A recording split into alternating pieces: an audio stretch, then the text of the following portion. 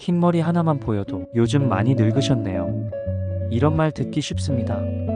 그래서 많은 분들이 염색을 하시죠. 미용실 가서 또는 집에서 셀프로. 처음엔 기분 좋습니다. 거울 보면 확실히 젊어 보이고, 그런데 그 염색약, 색만 바꾸는 게 아닙니다. 두피를 자극하고 눈 시리고 심지어 몸 안까지 흡수될 수도 있다는 거 혹시 들어보셨나요? 염색약에 들어가는 일부 성분들은 방광암, 유방암과의 연관성을 지적받기도 했습니다. 그래도 염색은 피할 수 없죠. 그래서 오늘은 알려드립니다.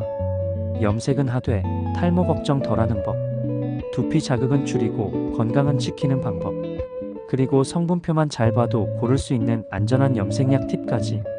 오늘 영상 끝까지 보시면 다음 염색 땐 훨씬 덜 따가우실 겁니다. 사실 우리가 사용하는 염색약은 색만 입히는 것이 아닙니다. 머리카락을 탈색하고 그 위에 화학물질로 색을 덧입히는 구조죠. 그 과정에서 가장 많이 쓰이는 성분, 바로 PPD입니다. 정식 이름은 파라페닐렌디아민. 이게 문제입니다. 이 성분은 두피를 통해 피부 속까지 들어가고 심할 땐 눈시림, 따가움, 두드러기까지 생깁니다. 피부가 예민한 분들은 염색한 다음 날까지 가렵고 붓는 경우도 있어요. 그뿐 아닙니다.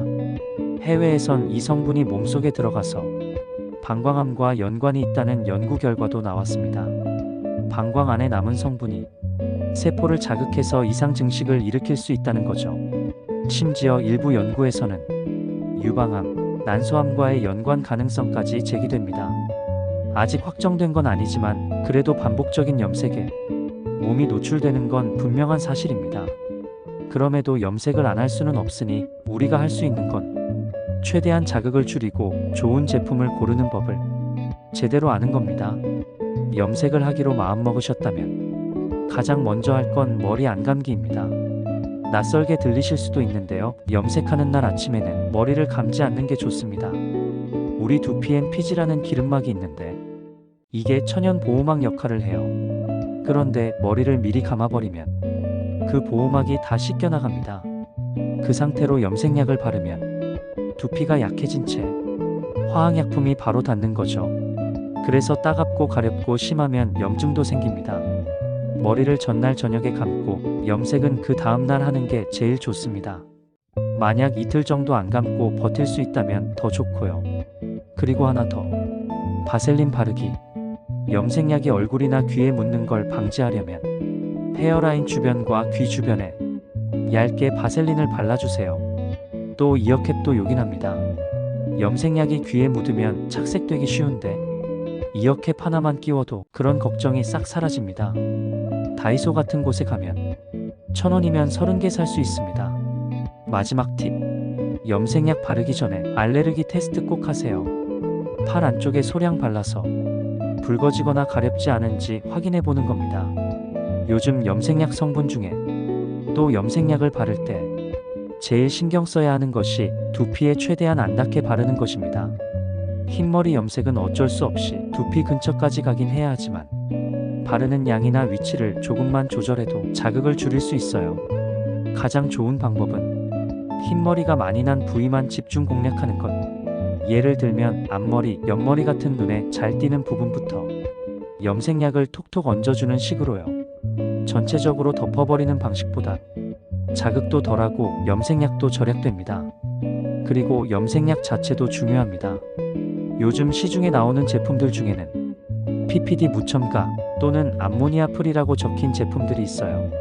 이런 걸 고르시면 냄새도 덜하고 눈도 덜 따갑고 무엇보다 두피 자극이 적습니다. 염색하는 동안엔 뜨거운 열도 피하는 게 좋습니다. 드라이기나 히터 가까이에서 머리 말리는 것처럼 두피 온도를 높이면 염색약 성분이 더 깊게 침투할 수 있어요. 그냥 자연 상태로 20에서 30분 두셨다가 헹구는 게 제일 좋습니다. 그리고 마지막. 염색 끝나고 나서 바로 샴푸하지 마세요. 먼저 물만 살짝 묻혀서 거품 낸 다음 두피를 손끝으로 마사지하듯 헹구는 게 포인트입니다. 이렇게 하면 남은 염색약이 두피에 덜 남고 자극도 확실히 줄어듭니다. 염색이 끝났다고 바로 끝난 게 아닙니다. 실제로는 염색 후 2일 또는 3일이 더 중요합니다. 두피 모공 속에 남은 염색약 성분들이 계속해서 자극을 줄 수 있기 때문입니다. 냄새가 오래가는 것도 그 때문이고요. 그래서 이때 꼭 해주셔야 할 게 바로 두피 스케일링입니다. 쉽게 말하면 두피에 남은 염색약 찌꺼기와 노폐물을 부드럽게 닦아내주는 작업이에요. 집에서도 할 수 있는 방법 알려드릴게요. 첫째, 호호바 오일을 준비하세요. 요즘은 올리브영 같은 화장품 가게나 마트에서 쉽게 구하실 수 있어요. 이 오일이 우리 몸에서 나오는 피지랑 성분이 비슷해서 두피에 부담이 없습니다. 둘째, 오일을 살짝 데웁니다. 전자레인지에 몇 초만 돌려서 손으로 만졌을 때 미지근한 정도로요. 너무 뜨거우면 안 됩니다. 셋째, 머리 가르마를 타고 1cm 간격으로 바르세요. 염색약 바르듯이 오일도 조금씩 나눠서 두피 전체에 골고루 바르는 겁니다. 넷째, 손끝으로 부드럽게 마사지합니다. 쓱쓱 문질러주면 모공 속에 남아있던 염색약이 조금씩 밀려나옵니다. 다섯째, 미지근한 물로 꼼꼼히 헹굽니다. 따뜻한 물은 모공을 열기 때문에 염색약 성분이 더 흡수될 수 있어요. 물 온도는 꼭 미지근하게. 이 과정을 염색 후 2-3일에 한 번만 해주셔도 두피 자극은 확 줄고 탈모 걱정도 훨씬 덜 수 있습니다.